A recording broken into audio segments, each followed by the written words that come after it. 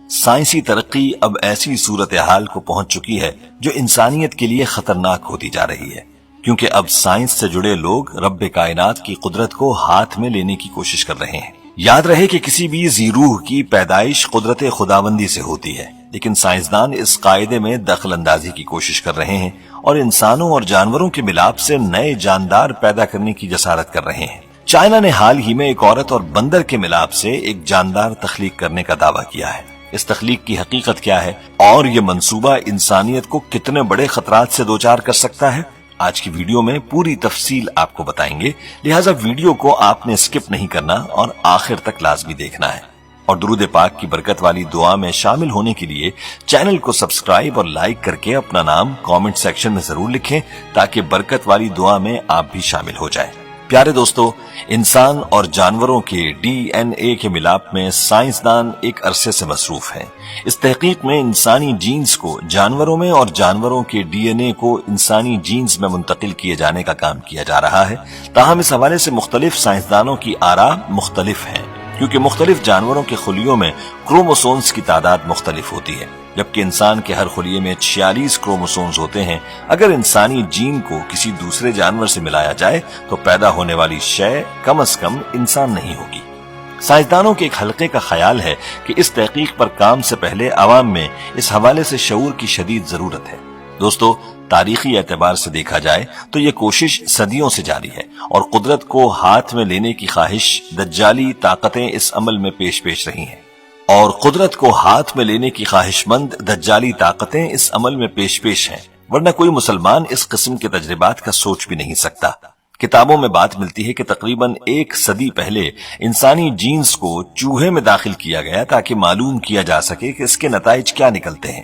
اسی طرح کسی بیماری کے پھیلنے اور اس کے ممکنہ علاج کے لیے معلومات میں اضافہ ہو سکتا تھا۔ سائنسدانوں کے مطابق اس میں کسی حد تک کامیابی بھی ہوئی۔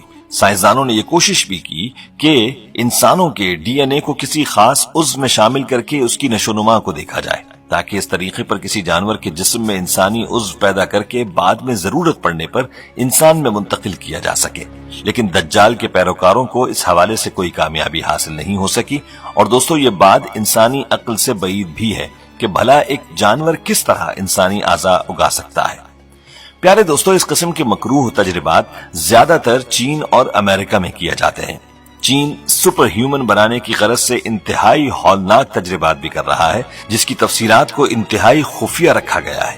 یاد رہے کہ چائنا نے سپر آرمی تیار کرنے کا دعویٰ بھی کیا ہے، اور کئی موقعوں پر چینی حکام نے یہ بھی کہا کہ چائنا نے سپر آرمی تیار کر لی ہے جو عام انسانوں کے مقابلے میں کئی گنا زیادہ طاقتور ہے۔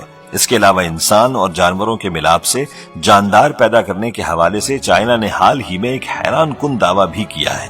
اس دعوے کے مطابق چینی بائیو انجینئرز انسانوں اور بندر کے ملاپ سے ایک مخلوط نسل تیار کرنے میں کامیاب ہو چکے ہیں۔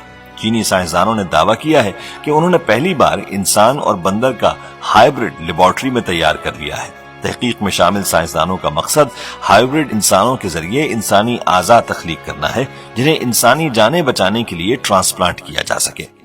تحقیق کاروں کا کہنا ہے کہ ہائبرڈ جاندار پیدا کرنا ایک اہم قدم ہے، اور وہ اس حوالے سے تجربات جاری رکھیں گے۔ تحقیق میں شامل اہلکاروں کا کہنا ہے کہ انہوں نے بندر کے ایمبریو میں انسانی سٹیم سیلز داخل کیے تاکہ انسانی ٹیشوز بنائے جا سکیں، تاہم اس تجربے کو اس وقت روک دیا گیا جب یہ مخلوق ایمبریو بچے میں تبدیل ہو کر جنم لینے کے قریب پہنچ چکا تھا۔ اس تحقیق میں ہسپانوی سائنسدان حصہ لے رہے ہیں جو اسپین میں ہائبرڈ جانداروں پر عائد پابندیوں کی وجہ سے چین میں اس پر کام کر رہے ہیں۔ ان سائنسدانوں کا کہنا ہے کہ انسان اور بندر کے مخلوط بچے کو دنیا میں لایا جا سکتا ہے۔ کہا جاتا ہے کہ اس تجربے پر اخلاقی اعتراضات بھی اٹھائے گئے، کیونکہ اس طریقے پر پیدا ہونے والے بچے میں انسانی سیلز کے منتقل ہونے کا خدشہ ہے، اور اگر ایسا ہو جائے تو جانور بھی انسانی عقل و شعور رکھنے میں کامیاب ہو سکتے ہیں، جو پوری انسانیت کے لیے تباہ کن خطرے سے کم نہیں۔ اور کچھ لوگوں کا خیال ہے کہ اگر ایسے جانور پیدا کیے گئے جو انسانی دماغ کے حامل ہوئے تو ایک وقت آ سکتا ہے کہ یہ جانور انسانی دماغ کو استعمال کر کے دنیا کے انسانوں پر غلبہ پا سکتے ہیں۔ پیارے دوستو، اس طرح کی تحقیقات کے حوالے سے آپ کیا رائے رکھتے ہیں؟ آپ نے کامنٹ سیکشن میں لازمی بتانا ہے۔ دوستو، اگر دیکھا جائے تو آج کل مختلف جانوروں کے ملاپ سے بھی نئے جانور تخلیق کیے جا رہے ہیں جن کو مخلوط النسل کہا جاتا ہے۔ जैसा कि कुत्ते और भेड़िए के मिलाप से वुल्फ डॉग पैदा किए जा रहे हैं। कुत्ते और मादा वुल्फ के मिलाप से पैदा किए जाने वाला ये कुत्ता इंतहाई महंगा और कीमती समझा जाता है। कहते हैं कि इसकी कीमत 20,000 से शुरू होकर 3 या 4 लाख तक भी जा सकती है। दोस्तों, क्लोनिंग भी इसी तरह की तहकीकात का एक हिस्सा है और क्लोनिंग की टेक्नोलॉजी में आए रोज नित नए तजर्बात सामने आ रहे हैं, जिसके तजर्बात जानवरों पर किए जाने के बाद अब इंसानों पर भी किए जा रहे हैं और मसनूई तरीके से इंसान की तख्लीक की कोशिश की जा रही है। यही वजह है कि इंसानी क्लोनिंग एक मुतनाज़